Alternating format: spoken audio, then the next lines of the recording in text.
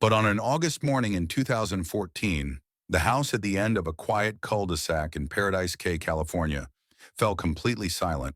The man the world called a genius, an Oscar-winning actor, and the most beloved comic of his generation, was gone. News alerts flashed the same impossible sentence across phones and TV screens. Robin Williams was dead at 63. The official word was simple and brutal: suicide. And for millions of people, it felt like the punchline to a joke that should never have been told. For days, anchors, fans, and fellow actors repeated the same question. How could the funniest man alive die in such darkness? They blamed depression. They blamed Hollywood. They blamed fame, money, pressure, addiction. It would take an autopsy and the broken voice of his widow to reveal a different, more terrifying truth. A rare brain disease was quietly attacking him from the inside, rewriting his thoughts, twisting his perception of reality, and leaving him trapped in a body and mind he could no longer trust. In the final months, the cameras saw only the polite smiles on red carpets and talk shows.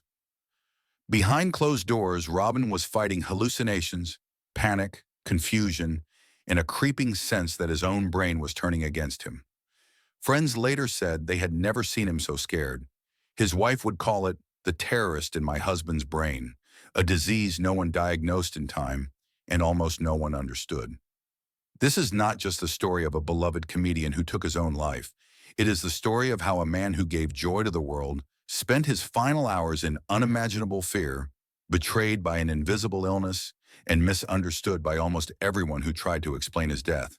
And the world never really knew what was happening to Robin Williams, until it was far too late.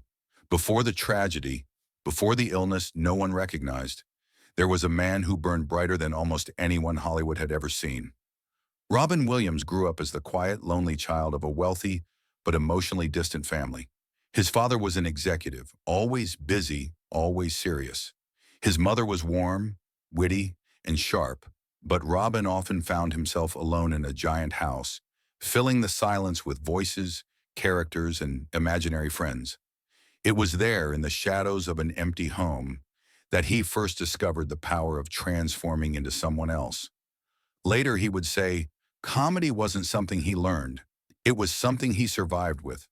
When he stepped on a stage for the first time, everything unlocked at once. He didn't tell jokes. He exploded with ideas. His mind moved faster than gravity. He became dozens of people in seconds. No one in the room could catch their breath. He wasn't performing. He was channeling something elemental, hypnotic, unstoppable. By the early 1980s, he was the most electrifying young comedian in America.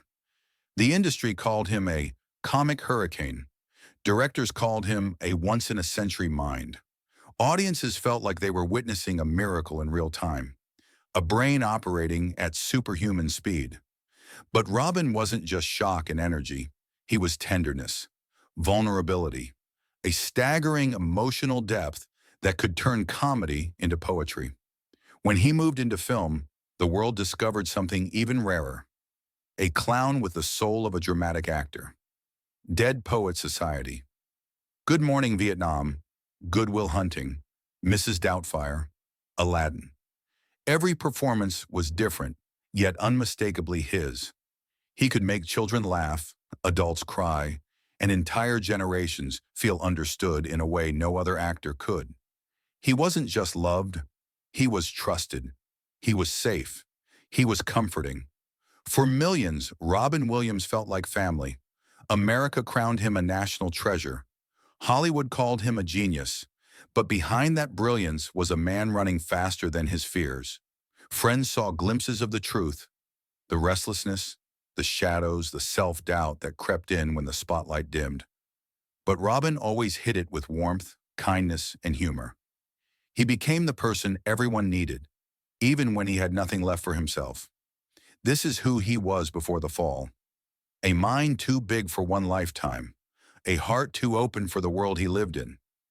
A man whose laughter saved millions, even as he secretly fought to save himself.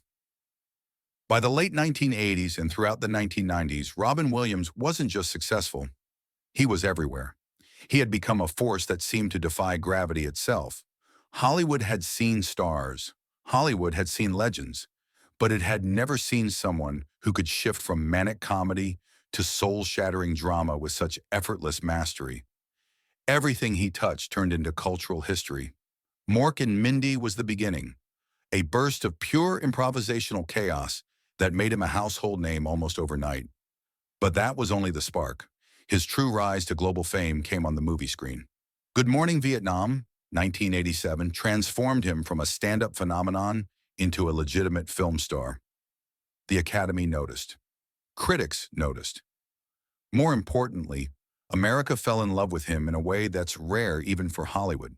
His speed, his unpredictability, his heart, it all felt real, unscripted, alive. Then came the films that defined entire generations. Dead Poet Society, where he became the teacher every child wished they had, the mentor who whispered, "Carpe diem," and made millions believe they could change the world. Aladdin, where his genie wasn't just a character, but a revolution. Animators couldn't keep up with his mind. He bent the entire film around his voice. Mrs. Doubtfire, a warm, emotional masterpiece where he made audiences laugh and cry within the same breath. Good Will Hunting, the film that revealed the full weight of his dramatic power. His portrayal of Sean Maguire won him an Oscar, an award many fans felt he deserved years earlier. He was a one-man emotional universe. He gave interviews that felt like adrenaline. He stepped on stage like he was plugged into an electric current. He brought comfort to soldiers, children, and anyone who felt unseen. And through it all, he remained deeply human, gentle, generous, sensitive to the struggles of others. Directors spoke about his kindness long after they mentioned his talent. Crew members would tell stories about his empathy, his humility, his instinct to make everyone on set feel valued. He wasn't Hollywood royalty, he was Hollywood's heartbeat. But the higher he climbed, the more fragile his world quietly became. Behind every iconic performance was a man trying to outrun the silence he feared. Behind every laugh was a whisper of exhaustion, and behind the unstoppable genius was a truth no one, not even Robin himself, could see coming. Because the fall wasn't caused by fame, it wasn't caused by pressure, it wasn't drugs, alcohol, depression, or scandal. The shadow that would eventually consume him had already begun, silent, invisible, and growing inside his brain. A tragedy the world wouldn't understand until it was too late. The world thought Robin Williams was slowing down because of age. Some thought he was exhausted. Some whispered he was depressed again. But none of those theories came close to the truth. What was happening to him in the early 2010s wasn't emotional. It wasn't psychological. It wasn't even visible. It was biological. A silent invasion inside his brain. The first signs were small. He forgot lines he once memorized with ease. He lost his rhythm during simple tasks. He became confused by instructions he would normally improvise through effortlessly. A man whose mind once moved at lightning speed suddenly felt stuck, foggy, trapped. He told close friends, "I feel like something is wrong with my brain, like it's not firing." Robin, the master of memory, the improvisational genius, the man whose mind could create a dozen characters in milliseconds, suddenly couldn't finish a sentence without panicking. Doctors diagnosed him with depression and anxiety, then Parkinson's, then possibly early dementia. None of it explained the terror he felt. His wife, Susan, would later describe those days as living with a man who was disappearing in front of me, piece by piece. He struggled to sleep. He struggled to think. He struggled to trust his own mind. And then came the hallucinations, shadows that weren't real, sounds he couldn't trace, a growing paranoia he couldn't control. Imagine a man whose entire career depended on the speed and clarity of his mind, slowly losing both every single day. This wasn't depression. This wasn't burnout. This wasn't anything anyone recognized. Not even Robin. It was Lewy Body Dementia, one of the most aggressive and destructive brain diseases known to medicine. But no doctor diagnosed it while he was alive. This disease attacks the brain like a wildfire. Memory, movement, perception, emotional regulation, all burning down simultaneously. It twists reality. It triggers panic. It destroys the ability to think clearly. And worst of all, it convinces the person suffering that they are going insane. Robin wasn't losing hope. He was losing himself. To the world, he still smiled. He still waved. He still tried to be the Robin Williams everyone loved. But inside his own mind, the walls were collapsing. He once told a friend, "I just want to reboot my brain. Something is wrong. I can't fix it." His greatest fear had always been losing control. Now that fear was becoming his reality. A mind that once made the world laugh was being rewritten by shadows he couldn't escape. August 10th, 2014. The sun was setting over Paradise Cay, a quiet, peaceful waterfront community. From the outside, everything seemed calm, the kind of place where nothing tragic ever happens. But inside the Williams home, something was terribly wrong. Robin had spent the day restless, pacing, confused. He told Susan he was going to bed early. He kissed her goodnight. He said, "Good night, my love." And those were the last words she ever heard from him. He went upstairs, alone, inside a mind that was no longer his. For months, Lewy Body Dementia had been pushing him deeper into fear. Hallucinations, panic attacks, sudden frozen moments where he couldn't move or think. Nights where he woke up drenched in terror. He wasn't losing hope. He was losing reality. That night, the disease tightened its grip more violently than ever. He tried to sleep, but the confusion was overwhelming. He walked around the room, opening and closing drawers. He seemed disoriented, as if trying to escape something only he could see. Sometime after midnight, something inside him broke. The last fragile barrier between his fading self and the full weight of the illness. By morning, the house was too quiet. Susan assumed he was still asleep. She made coffee. She called out to him. No answer. At 11:44 a.m., the door to the bedroom was opened. The room was still. The light filtered through the curtains. And Robin Williams, the man who had filled the world with noise, laughter, chaos, and joy, was gone. The news exploded across the world within minutes. People cried on live television. Comedians broke down in interviews. Fans gathered outside his home, leaving flowers, candles, and genie drawings with the words, "You're free now." But millions were confused, angry, heartbroken. How could someone like him take his own life? Why didn't anyone help him? What was he hiding? The truth was revealed only weeks later, when the coroner released the autopsy report. Robin Williams had one of the worst cases of Lewy body dementia any medical examiner had ever seen. The disease had ravaged nearly every part of his brain. The hallucinations, the paranoia, the confusion. It wasn't depression. It wasn't a choice. It wasn't weakness. It was a biological prison, one he never stood a chance of escaping. As his wife said through tears, "It wasn't suicide. It was the disease.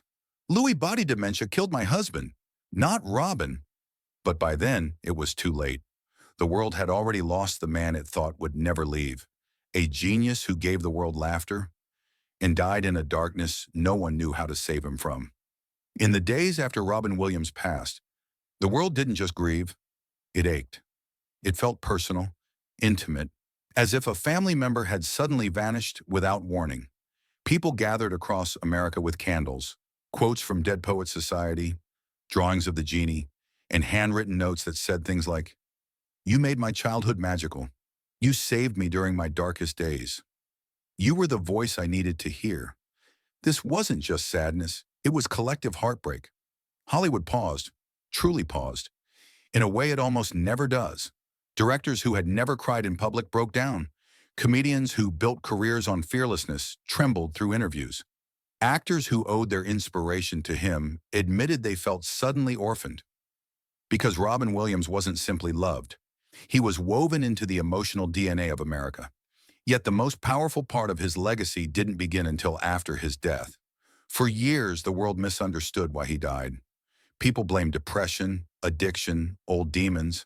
But when the truth of Lewy body dementia emerged, everything changed. Doctors began reevaluating a disease almost no one recognized before. Families dealing with unexplained dementia found clarity. Neurologists called Robin's case the tipping point for understanding LBD globally. His story, even in tragedy, became a lifeline for others. This was the final gift of a man who spent his life giving. Today, Robin Williams is remembered not just for the roles, the inspiring teacher, the shape-shifting genie, the broken therapist who healed a damaged boy, the father who would become anyone just to stay close to his children. He is remembered for his heart, his generosity, his instinct to lift others first, and his quiet, private battle that showed the world the terrifying power of an invisible illness. His widow once said, "He still brings people together, even now, even in death." And she was right. Robin Williams left behind a truth more powerful than any joke, any film, any award. Sometimes the brightest light hides the deepest shadows, and sometimes the people who save everyone else can't save themselves. But the world continues to carry pieces of him, in laughter, in kindness, in the comfort he gave to millions. Robin Williams isn't forgotten. He never will be, because legends don't disappear. They echo.